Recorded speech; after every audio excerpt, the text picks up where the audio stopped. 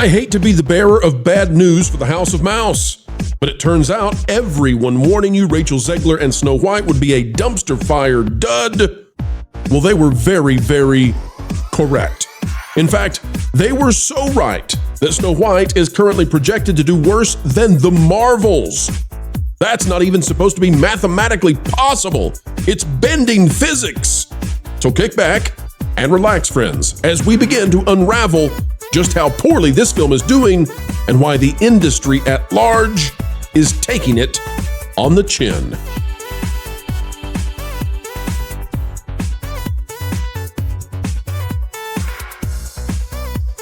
Hello, ladies and gentlemen. Happy Sunday. We're glad you're here on the back nine of the weekend. And folks, it's not too late to have a good time. Get out there and enjoy it. Much of the country having beautiful weather, and we hope you are as well. Folks, we hope that you will click the like button as we dive in with Deadline and Anthony D'Alessandro. We're going to show you how bad this is. It is far worse than they are perhaps reporting. Get ready for this. It says, ho hum, Snow White opening to $45 million on par with Dumbo. Saturday AM box office update. We don't have the update yet, folks, at the time of recording, at the time of release for Sunday, but we think this is not going well. And by the way, that thing about Dumbo, no, it's worse, and we'll show it. Hang tight. Here we go. It says, here's the good news when it comes to Disney Snow White. At $45 million, which is what they're hoping for, the live-action take of the 1937 tune is opening higher than other controversial-laden movies such as Catwoman and Joker. Folie à deux. That's the sequel musical Joker. Well, those those wiped out the people who made them. And even Relativity's very expensive at the time 2012 version of Snow White, Mirror. That's where we are. We're bragging that it's beating Mirror. Many of you have never heard of that. You're not alone.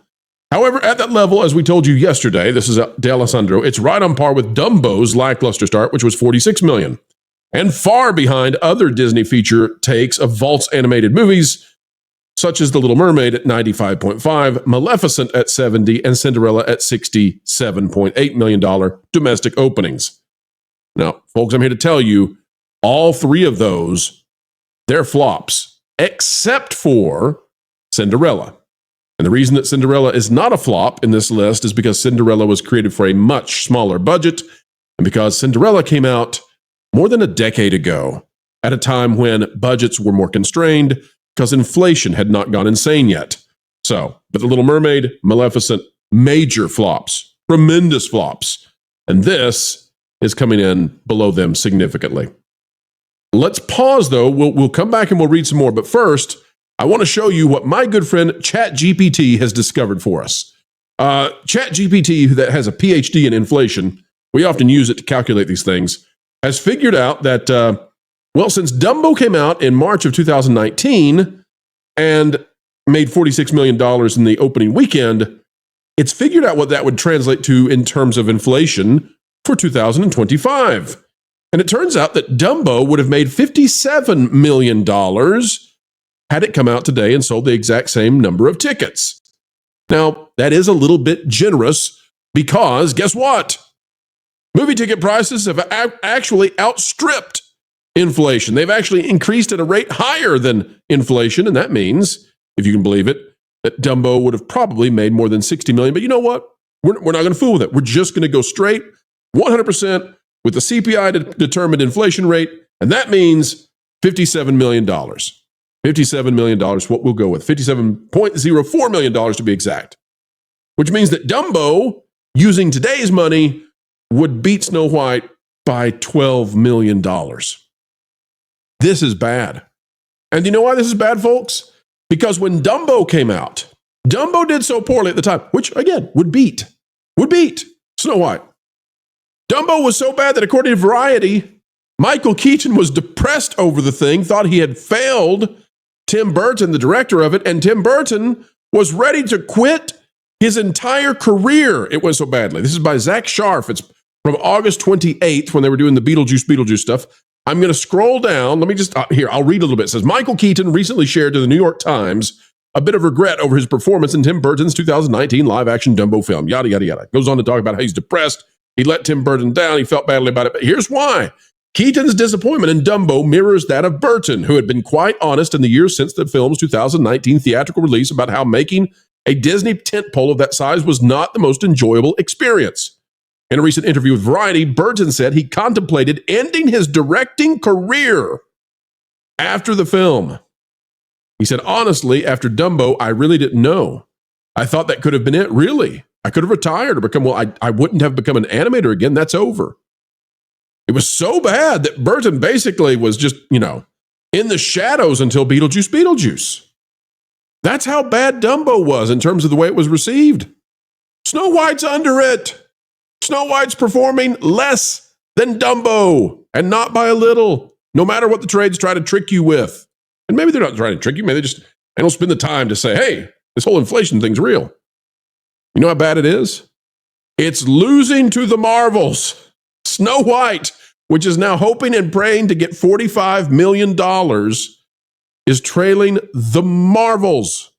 And Rebecca Rubin came out with this and says the Marvels misfires with $47 million, lowest MCU opening weekend of all time. Snow White is under the Marvels. And it could be actually drastically under the Marvels, depending on how the rest of the day plays out. We won't know until Tuesday how this is going to be completely going, okay? Just to give you some idea of how badly this is going. Let's go back to Deadline now. It says, and Snow White received a B+ CinemaScore, which is an extremely low grade for this type of Disney subgenre. Even the middling ones. Dumbo had an A-. Mufasa had an A-. Pete's Dragon, for crying out loud, had an A. And the Maleficent franchise had A's. A fairest grade resides in the Rotten Tomatoes score of 71% for Snow White, which is better than Dumbo, and not far from Maleficent and Cinderella. Now, hang on, folks. This is the first time I've seen this. I apologize. I didn't realize. Let me just go with me. Let's go to Rotten Tomatoes real quick. I'm not faking this. Okay. That's what I thought. It's 74% for the audience score. It's 43% for critics. Okay. Yeah, I'm with you now. And I bet, let's play along for a minute, folks. If we click here, if we go to top critics, oh my gosh. Oh my gosh. Oh, this is so bad. Ouch. Top critics. That's the fault. These are the people who have job security. We've explained this in the past, but you might be a new viewer. We want you to understand top critics refers to the critics who have industry backing. They work for the trades. They work for major publications. They're not considered access media. If we go to all critics includes everybody. So that means people who they want to get invited back to the next Disney premiere. If we go to the people who have job security and don't have to depend on Disney, 28%. That's a splat. Now, how do you get 74%? Folks, did you just see what I discovered? I'm telling you, I do this on the fly because I didn't know that it was in the article. I just saw it and said, oh, we'll have to go look at this. Verified audience is at 74%. Well, what if we take it off verified? And what is verified? Well, verified are the people who spent the time to go through the checks and all the verifications of Rotten Tomatoes. If it's just people, anybody who wants to score it, 23%. 23%. That's where it's at. I don't think I've seen two scores that low. Maybe Garbage Pail Kids. Maybe. All right, going back. Amid star Rachel Zegler's candid comments during production of Snow White. That's one way to put it. And the whole dwarf debacle. That's one way to put it. Was there any way Disney could have curtailed all the bad press on the $270 million production? So they're going to take it on the chin. There's no way for them to defend this. This is just awful. This is the kind of thing that ends careers, honestly. And Zegler's pretty much done. I mean, she might go to Broadway now. And listen, there are going to be people that they'll dance on the grave of this career. And I think this actually hurts Gal Gadot too. And I don't like that, but I think it will. I think Gal Gadot was very poorly directed in this thing.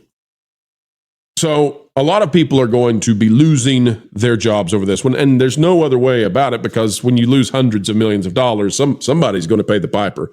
Although you got to say, everybody from the top to bottom at Disney deserves punishment for this. And Bob Iger came out and did the song and dance with the shareholders meeting, and now he's over at Disneyland taking pictures with people. Listen, this is bad. Captain America Brave New World was bad. Thunderdolts is going to be bad. And the only reason Lilo and Stitch is going to get a win is because a genius from the past decided to come back and help you out for one project, Chris Sanders. And then you get to go back to being bad again. That's what's so terrible about modern Disney is they get external pockets of success, but internally they just have nothing. I want to show you this. This was posted by Ian Miles Chung, and it's the ending to Snow White. Of course, we can't play that on YouTube. And I don't think there's a spoiler, folks, but if you don't want to see it, don't watch it. I'm not going to play the audio. We're going to do frames. It's terrible. I had to watch this trash. I mean, it was bad. But they all dance for no particular reason. And then there's a clip in the middle. Well, let me show you. During all of this, you notice there's no dwarves, right? There's no, except right here. And literally during this segment, which is about 1 second. I mean, yeah, it's about 1 second in length. The dwarves show up with the huntsman to the right and the dwarves on the left, and it's muddled and mucky and yucky, and it's very clear this was inserted because the dwarves were probably never intended to be in this movie. And after the backlash, they decided we got to have dwarves. We got to get away from the bandits. So they stuck the dwarves in, but everything that the dwarves are in looks completely different from the rest of the movie. It's like a wash in yellow. Some people are calling it the urine filter. And then the rest of the movie, is in like real places. So it looks terrible. They inserted them here. And this is just one more example of how bad it is, right? The whole ending is devoid of the dwarves and is in real background, except for this 1 second thing where they stuck the dwarves in just because at the end of the movie, they're like, well, we already shot the ending. We got dwarves. Can we do 1 second of them? Can we just put them in a 1 second cameo back there, doing a little dwarven dance? 1 second. 1 second. And then you have Rachel Zegler, and she's really happy, and she's clapping her hands or something. I don't know. It's awful. I mean, and listen, it's awful. You know it's awful. Either you've seen it and you know it's awful, or you've watched people talk about how awful it is. But it's awful. Truly. And it's going to perform awfully for Disney. And this has turned into an embarrassment and a humiliation for Rachel Zegler. I don't know how she'll respond to this. I don't know if she'll lash out. I don't know if she will, take a lesson and pull a hard 180 and try to fix her career. I don't know how Disney's going to respond. Usually Disney just goes silent with these things, refuse to comment on it, refuse to give any statement on it, even stop tracking it, even though the industry will continue on. But there's a lesson to be learned here, and it needs to be learned, and I'm not sure it's going to be learned. And Disney internally, at least, they need to stop hating their own legacy. They need to stop believing that they're better than the people who made them be what they once were and should be again. They need to stop thinking that they're increasingly more progressive and more popular and more righteous than Uncle Walt, because they're not. And Bob Iger and everybody involved in the C-suite needs to get their heads out of their derrieres and fix this fast. I know Bob doesn't, Bob's getting out of there. It's not going to be long till Bob's gone. But whoever comes into this needs to they need to have a completely fresh look at everything. Disney doesn't need to bring in a lackey as a CEO following this, because this is a nightmare quarter. Captain America Brave New World, Snow White, Thunderdolts, parks are losing ground. Epic Universe about to be the best theme park in the world. Disney Plus subscriber numbers not looking good. Everything is going poorly for Disney. The stock is back under 100. Everything's poor. So we don't need more of that. We don't need a Dana Walden to step in. Not if you care about Disney doing better. You don't need a Josh D'Amaro, who's essentially sealed the fate of so much that we, don't want to go away at Walt Disney World Resort and Disneyland. We don't need Josh D'Amaro to take over. Somebody new, somebody courageous, somebody who can say, no, we're not going to be part of politics anymore. We're not going to be part of the cultural battles anymore. We're going back to the mainstream middle, the sensible center. That's where we are going to be. And we're going to do universal storytelling that almost every family can enjoy. We're not doing any more of this nonsense like we did with Snow White, because the chasm that exists between when Disney does stuff like they once did and versus what they do today with their modern storytelling, the chasm that exists is like $1 billion in difference. Lilo and Stitch probably will make at least $1.5 billion. Snow White is going to struggle to get to 300 million. That is the chasm. That's the chasm.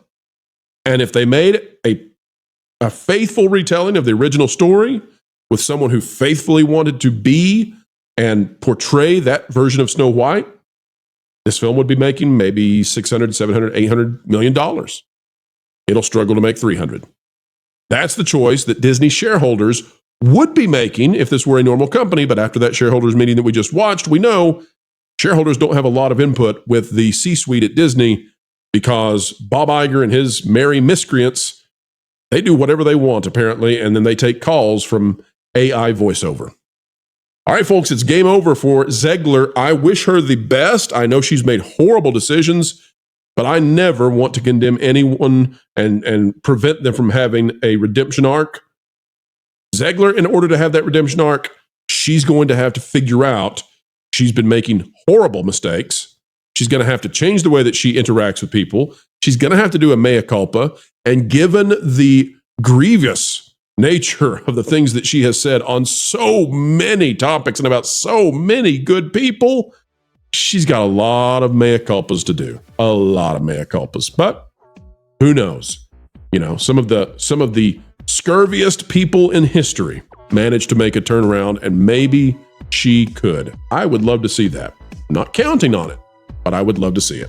I always want the best for the people that we cover, for everyone that we discuss. Always want the best. All right, folks, that is the video for the day. We hope that you're having a great day. Get out there and make the world a better place. It is our true, deepest desire for all of you out there. Everything you do matters. Trust us. Get out there and do good. All right, until the next time, folks, click that like button, share, subscribe, click it, stick it to the algorithms. It is the notification bell. Drop a comment down below. Let us know your thoughts on Snow White. Did you see it? Are you going to, or are you part of the not so few who refuse? And until the next time, keep learning, keep growing, and keep having fun. Listen up, my brothers and sisters. You've been listening to Phils and those with an agenda to destroy your brain cells for far too long. It's time to change your way of doing things. Hold up. TPP is the place to be. Covering the news, so honestly, it's a team that's cool and tried and true. Ahead of the culture curve, they're trying to keep you.